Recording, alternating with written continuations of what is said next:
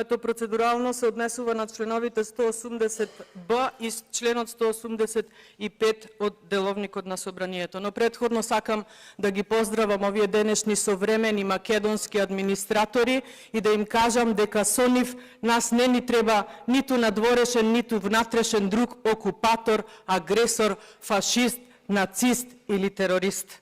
Членот 180б од деловникот се однесува по претресот за предлог на буџет или ребаланс и вели дека тој се одвива во 5 работни дена. Ова е исклучок, многу редок исклучок, кога овие 5 работни се прекинуваат, а за една ваква седница која што нема апсолутно врска со одлука на Собранието.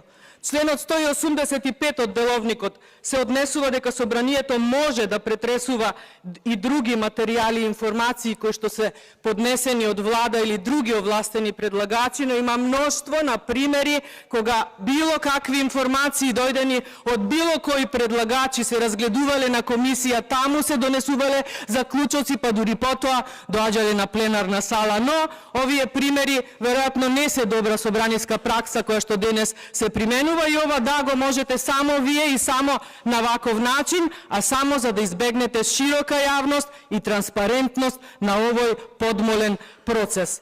Сакам уште едно да ви порачам.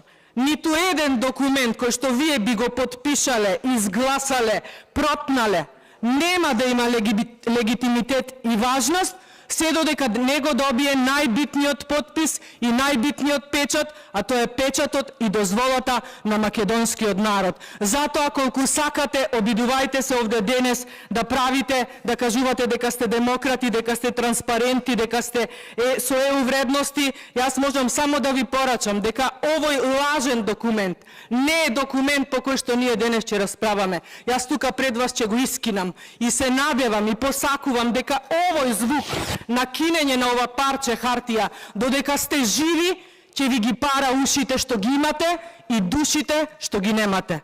Поради тие причини,